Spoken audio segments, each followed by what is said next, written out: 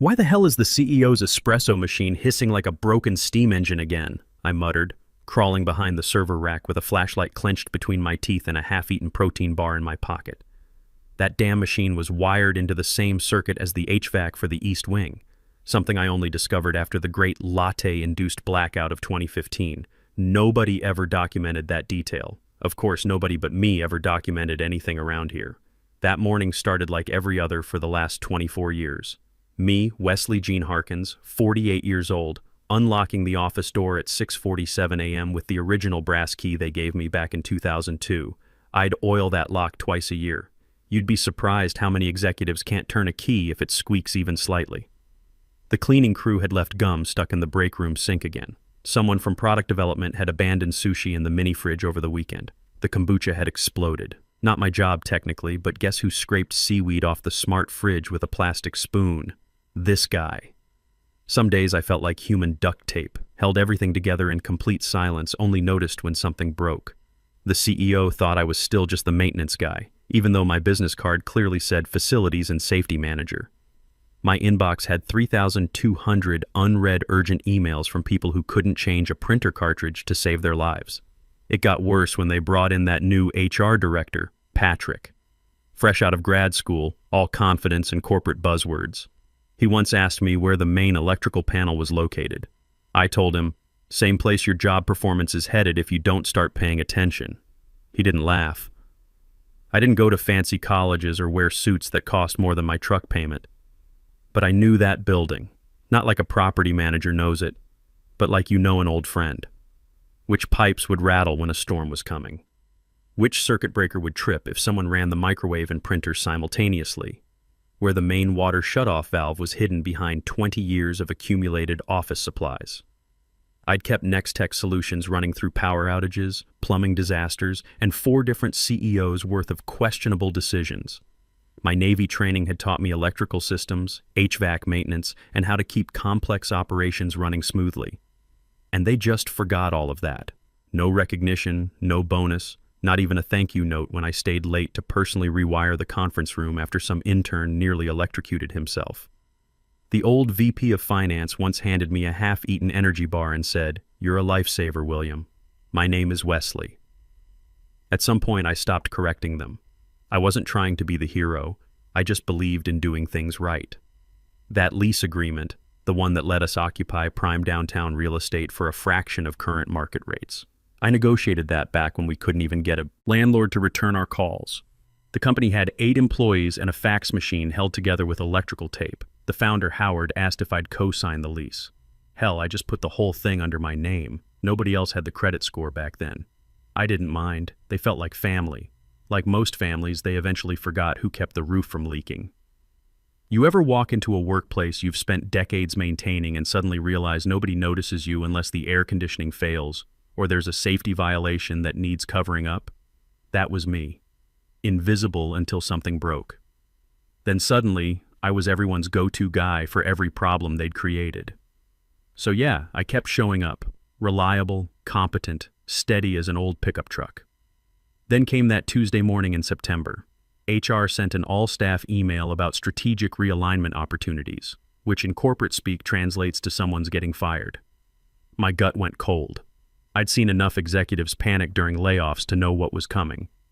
The meeting request arrived at 4:58 p.m. just as I was documenting a potential OSHA violation in the main electrical room.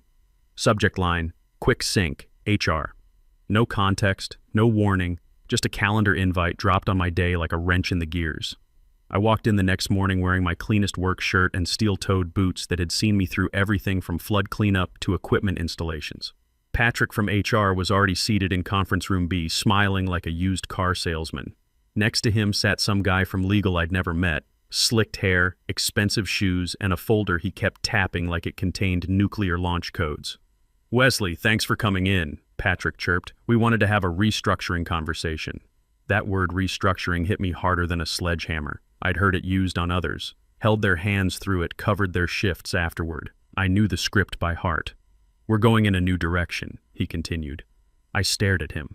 That direction wouldn't happen to include me in it, would it? Silence.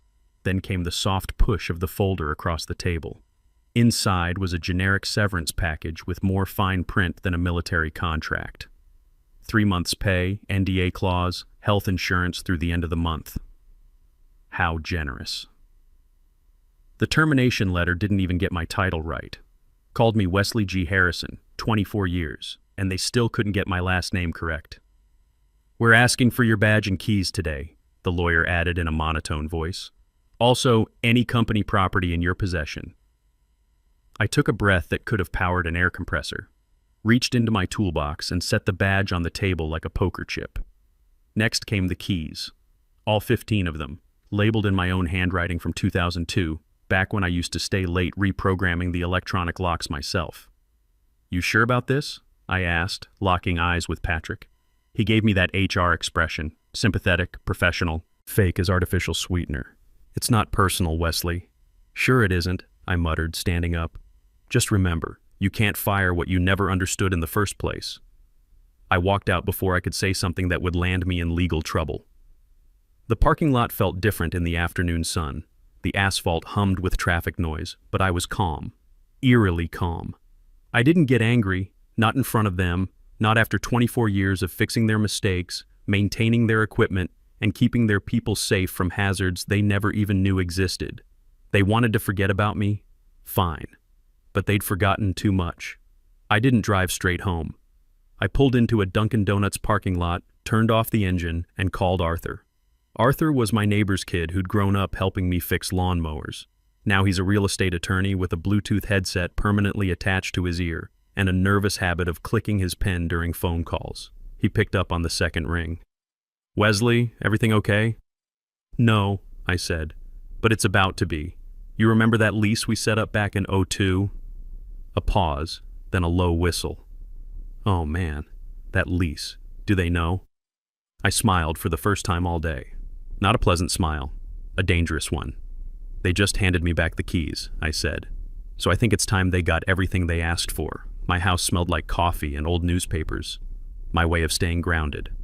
I dropped my toolbox by the front door, kicked off my work boots, and walked straight to the home office where I kept my insurance policy filing cabinet. Never thought I'd actually need to open the red folder marked Lease Agreement 2002, W. Harkins only. I pulled it out with the same care you'd use handling live electrical wire. Inside was the original lease agreement, 6 amendments, a receipt for the lobby carpet I'd purchased before the company could afford furniture, and 3 post-it notes with doodles from Howard's kid back when the office was a single room above a sandwich shop. 24 years ago, they couldn't get a lease if their corporate lives depended on it. No credit history, no steady revenue, just one laptop and a fax machine that sounded like a dying printer. Howard sat across from me at a diner and said, "Wesley, if you don't co-sign this thing, we'll be working out of my garage until my wife files for divorce." I didn't co-sign. I signed the entire agreement myself. "Just until you guys get established," he said. We never had that conversation again because after that, it was always me who handled lease renewals, building maintenance, utility coordination, and every other detail that kept the place functioning. They never took my name off the lease. Never even asked about it. I sat at my kitchen table, cracked open a Diet Coke, and started reading like my future depended on what was buried in that fine print. Page 11, Section 8B. Renewal of lease terms shall require written notice from lessee no later than 30 days prior to expiration date. I blinked, read it again, then I checked the expiration date. September 15th, today was September 17th, 2 days overdue. They hadn't renewed. Hadn't even sent an email. Not a single word from legal, not a panicked call from Patrick, not even a reminder note from their executive assistant. They were so busy reorganizing departments and updating their LinkedIn profiles that they'd missed the most critical deadline in the company's physical existence. I leaned back in my chair and felt something I hadn't experienced in years. Pure, clean satisfaction. The universe had just handed me the keys to justice. It wasn't just that they'd fired me. It was how they'd fired me. Like I was some disposable, middle-aged guy with a toolbox full of outdated knowledge. But my outdated knowledge included being the legal tenant of the building they worked in. And now they were essentially squatters with expensive coffee machines. I picked up my phone and started checking. Insurance policy still listed under my name and personal account. HVAC maintenance contract renewed just last month through my direct email. Cleaning services showed up because I Venmo'd the crew manager $400 every month from a building maintenance fund I'd set up years ago. Utilities still routed through a business account I'd opened back in 2005 when the power grid couldn't handle their server load. Everything that actually mattered still ran through me. I could have warned them. Could have sent a friendly email with the subject line, "Hey, you might want to look at this." That's what the old Wesley would have done, the guy who spent 24 years cleaning up other people's oversights. But this wasn't about being nice anymore. This was about being smart. So I closed the lease folder, finished my Diet Coke, and decided for the first time in 2 decades to keep my mouth shut. Let them discover their mistake the hard way. Let them find out what happens when you fire the person who actually keeps your world running, because now they were trespassing. And I had the paperwork to prove it. The next morning, I wore my good shoes to the meeting with Edwin, the property manager. Not because I needed to look fancy, but because they made a solid sound when I walked across marble floors. I wanted to be heard coming. Edwin looked up from his computer when I entered his office. He was the type of man who kept his desk obsessively organized and had a coffee mug that said "World's Okayest Manager." "Wesley," he said, genuinely surprised. "Didn't expect to see you back here." I smiled and sat down. "Let's just say I'm here in an official capacity." He tilted his head like a confused golden retriever. I pulled out my folder and handed him the complete lease documentation, original agreement, amendments, everything down to the sticky note where Howard had drawn a cartoon rocket ship during our 2008 renewal meeting. "I need to confirm something," I said. "There was no written renewal request submitted by August 15th, correct?" He clicked away at his keyboard like he was defusing a bomb.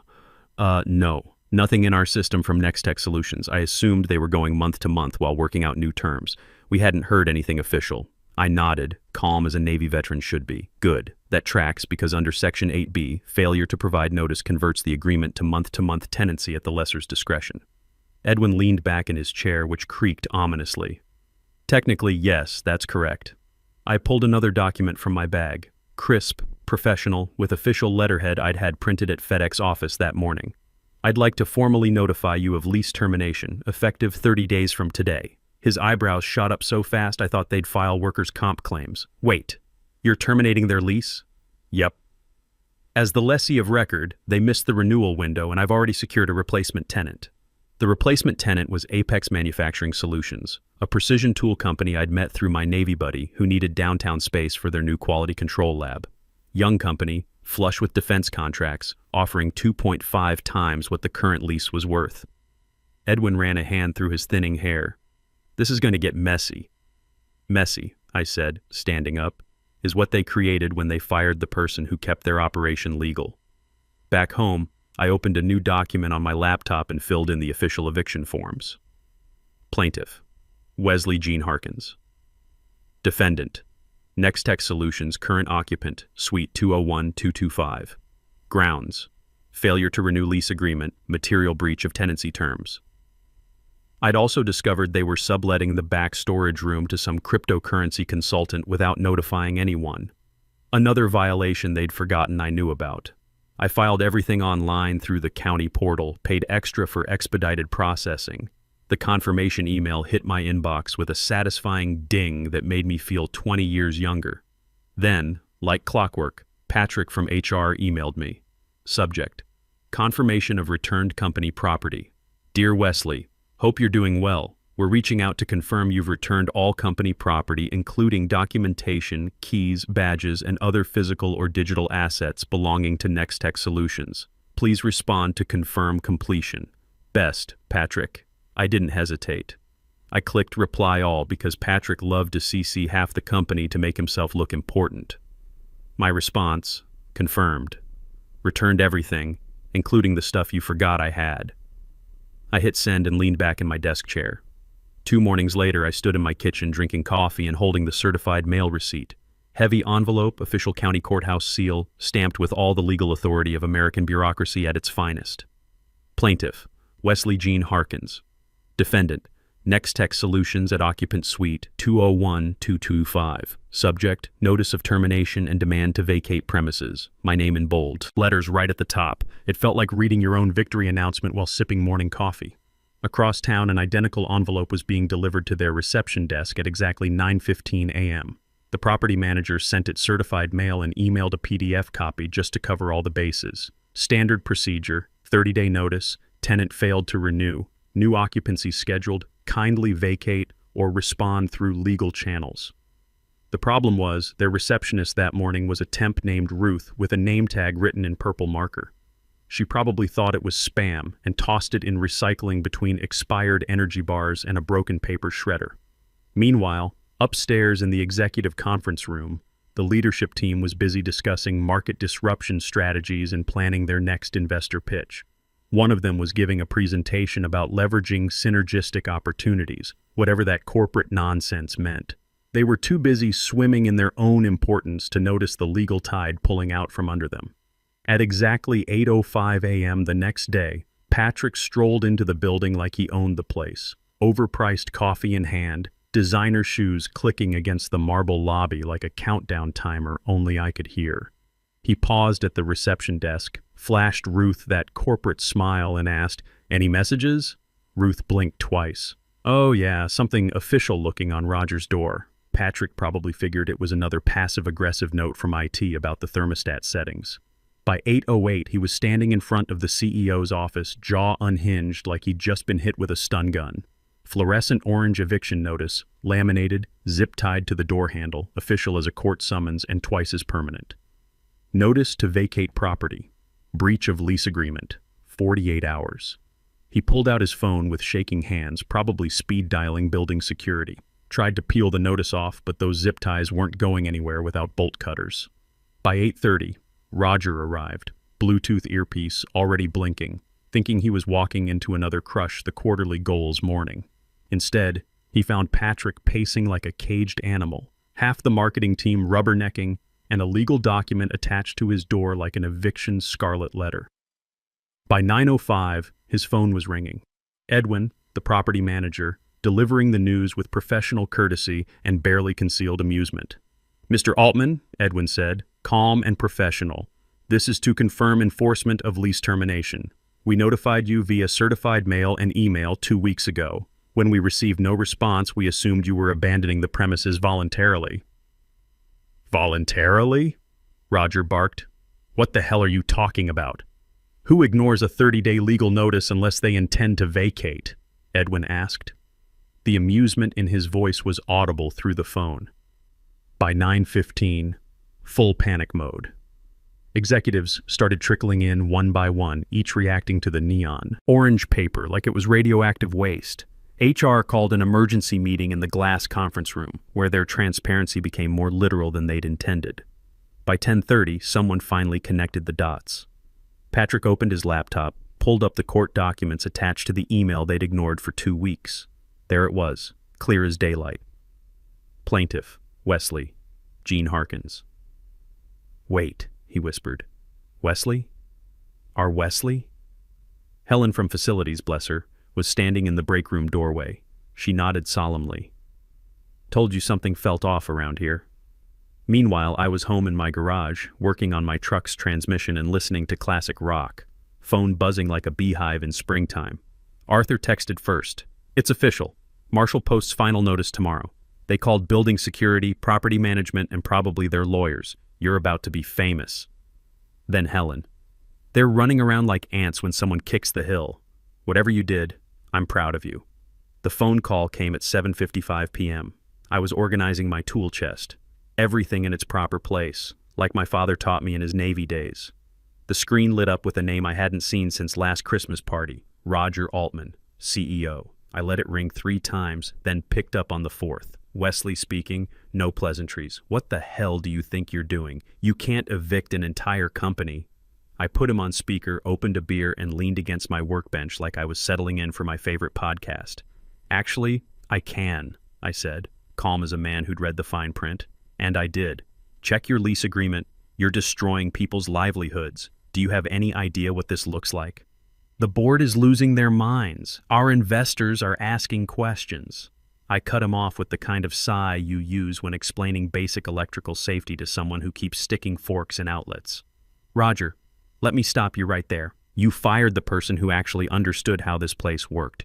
You didn't even bother asking who signed the lease, who maintained the systems, who kept you legal and operational for over 2 decades. There was wheezing on the other end, probably his blood pressure hitting stroke territory.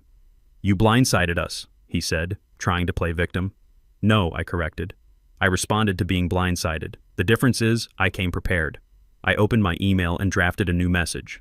To Roger@nextxsolutions.com, CC Patrick.HR, NextXSolutions. Legal@nextxsolutions.com, facilities@nextxsolutions.com, subject, company property, as requested. Body, attached is the complete original lease agreement, including all amendments, renewal clauses, and the subletting violations you failed to disclose. As you requested confirmation that I returned all company documents, consider this fulfillment of that request. I hit send while Roger was still breathing heavily into his phone. "You know this is going to come back on you," he finally managed. "The board will do what boards always do," I said, taking a sip of beer. "Protect themselves, maybe throw you under the bus if they need a scapegoat. But they won't call me, because I have the paperwork and Apex Manufacturing already wired their first quarter's rent." The line went quiet for several long seconds, then disconnected. By Friday, Nextech was in full desperation mode, calling every commercial landlord within 15 miles. Word was, they even tried bribing Edwin with concert tickets and promises of strategic partnership opportunities. Too little, too late. The contract with Apex Manufacturing was signed, notarized, and already being framed for their new lobby. Monday morning arrived like Judgment Day. I sat on my front porch with black coffee and an old radio playing classic rock while chaos unfolded downtown. Clear blue sky, birds singing, perfect autumn weather for watching karma catch up with poor planning. Down on 6th Street, the former darlings of the tech scene were wheeling Herman Miller chairs and half-empty Keurig pods into a rented U-Haul with a dented taillight. Patrick wore sunglasses bigger than his common sense and barked into his phone like he was negotiating world peace instead of office furniture storage. Someone had taped a piece of printer paper to the truck reading "Strategic Relocation in Progress." A crowd gathered. People filmed. Then came the meltdown. Roger, tan suit wrinkled, sweat stains visible, completely lost it. A folding chair went flying from his hands, smacking the side of the U-Haul with a hollow clang that echoed off the downtown buildings. Someone posted the video online within minutes. Caption: "When your quarterly projections meet reality." 2 hours later, it was trending on LinkedIn with the hashtag corporate karma. Back home, I heard a knock at my front door. It was a delivery driver holding a basket wrapped in cellophane, fresh fruit, craft beer, artisanal beef jerky, and a small American flag. On top, a note in clean handwriting. "Wesley, thanks for the space and the lesson in proper documentation. We'll take excellent care of it. The Apex Manufacturing Team." I laughed, a real one, deep and genuine. First time in years that laughter didn't feel forced or polite. I walked to my hallway where family photos and my Navy discharge certificate hung on the wall. There was a small brass hook I'd installed years ago but never used. I reached into my pocket and pulled out the one thing I'd kept from 24 years at Nextech Solutions. Not a plaque or certificate, just metal and memory. The original office key. I hung it up like a trophy, not because it opened anything anymore, but because it had once opened everything. And now it had closed a chapter exactly the way I wanted. Quietly, legally, permanently. Thanks for sticking around through this whole mess, folks. Sometimes the best revenge is just being better prepared than the people who underestimated you.